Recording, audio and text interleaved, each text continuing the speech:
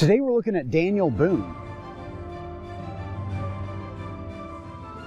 Hello, welcome to the Daily Bellringer. Please don't forget to subscribe and take a look at the questions down in the description. Also, don't forget to check out dailybellringer.com where you'll find more resources that go with many of the Bellringer videos. Noted as one of the great explorers of American history, Daniel Boone would become legendary for leading settlers west through the Appalachian Mountains and Cumberland Gap and settling in modern-day Kentucky. Much of Boone's past, however, has been fictionalized in books and magazines, which has led to an unclear picture of who he was. Daniel Boone was born on November 2nd, 1734, near Reading, Pennsylvania, the sixth child of Squire Boone and Sarah Morgan. As a child, Daniel did not attend school, but rather learned to read and write from his mother, Sarah, while at the same time his father, Squire, who was a blacksmith, taught Daniel how to live in the forest and outdoor survival skills. Living on the Pennsylvania frontier, Boone also interacted with many Native Americans who also taught him skills for living and hunting in the outdoors. By the age of 15, Daniel had a reputation in the area as being one of the best hunters and marksmen in the region. In 1750, the Boone family relocated to Davie County, North Carolina. Soon after, in 1754, the French and Indian War broke out. Daniel, now 20 years old, volunteered to fight. Boone was on General Edward Braddock's failed march to capture Fort Duquesne with George Washington in Pennsylvania. Boone was present at the Battle of the Monongahela, but at the back of Braddock's column and was only part of the retreat. Boone returned to North Carolina and married Rebecca Bryan in 1756. The two would go on to have 10 children together. Boone supported his family by working as a hunter and trapper. Boone would go out on extended hunting trips, being gone for months at a time into the wilderness, collecting hundreds of animal pelts.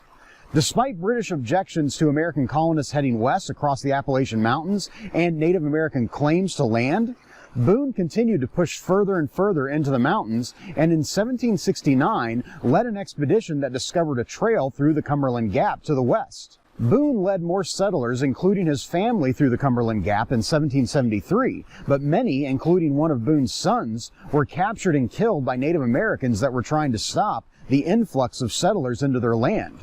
Boone and his family turned back. 2 years later, in 1775, Boone established what became known as Boone's Trace, or the Wilderness Road, through the Cumberland Gap, and Boone and his family, along with other settlers, established Boonesborough in eastern Kentucky. As the American Revolution began, Native Americans saw the war as an opportunity to drive American settlers out of Kentucky. In one incident, one of Boone's daughters and 2 other girls were captured by Native Americans. Daniel Boone, along with some other men, pursued them and were able to ambush them and rescue the girls. During the American Revolution, Boone was involved in many battles with Native Americans in Kentucky and on the western frontier. In 1780 and 1782, he joined famed Revolutionary hero George Rogers Clark on his invasion of the Ohio country. After the war, Boone settled back in Kentucky and worked as a surveyor and land speculator. Shortly after, in 1784, author John Filson published a book entitled Discovery, Settlement, and Present-Day State of Kentucky. In the book, Filson wrote of Boone's adventures, and Boone became an overnight celebrity. Boone continued to lead groups of settlers through the Cumberland Gap into Kentucky, one of them being Captain Abraham Lincoln, the grandfather of the future president. Over the next few years, Boone got involved in land speculation in Kentucky, which was basically purchasing land and then hoping to turn a quick profit by selling it for more money to settlers moving west. This land speculation ended up getting Boone into legal trouble. Boone was involved in several lawsuits over land claims and real estate deals, which caused Boone to have serious financial problems. By 1799, Boone had had enough of the legal issues and decided to move away from Kentucky. He and his family moved to what is today St. Charles County, Missouri. Here, Boone basically retired, but still hunted and trapped as much as he could. It is said that in 1810, at the age of 76, he actually went on an expedition up the Missouri River and made it all the way to the Yellowstone River. In 1813, his wife of over 50 years died. Boone moved in with one of his sons, Nathan, close by in Missouri.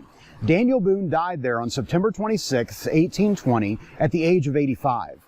Boone became a popular figure in American culture as an adventurer and pioneer. Throughout the years, the stories of his exploits have been told and retold in books, movies, and television. So with that, hopefully you learned something, and thanks for watching.